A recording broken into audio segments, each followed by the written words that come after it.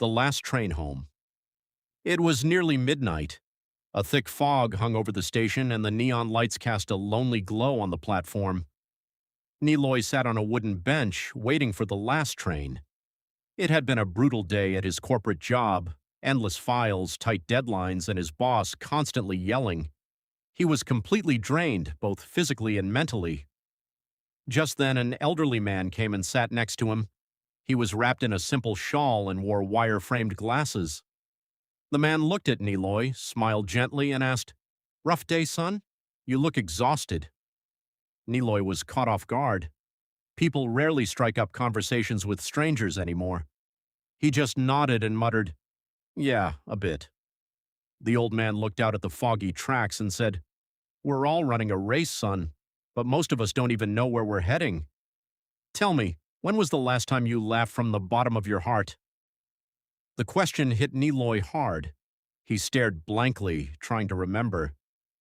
Was it last month when he got a promotion? No, that was just a sigh of relief, not real happiness. When was the last time he called his mom just to talk, or sat down to enjoy a cup of coffee without worrying about work? He couldn't remember. As Niloy sat in silence, the old man spoke again. "Life isn't like this last train. If you miss a train, you can always catch another one later.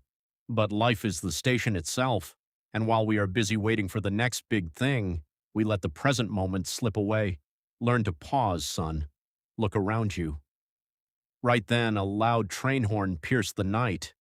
Bright headlights cut through the fog as the train rolled into the station. Niloy stood up to board, but as he stepped toward the door and turned around to say goodbye, his heart skipped a beat. The bench was completely empty. There was no one there. Only the faint, comforting scent of the old man's shawl lingered in the cold air. Niloy got on the train and took a window seat. As the train started moving, the exhaustion in his chest was gone, replaced by a strange sense of peace. He pulled out his phone, but instead of checking his work emails, he closed the app. Instead, he dialed a number he hadn't called in a long time. As soon as she picked up, Niloy said, "Hey, Mom, I'm on my way home. I have so much to tell you.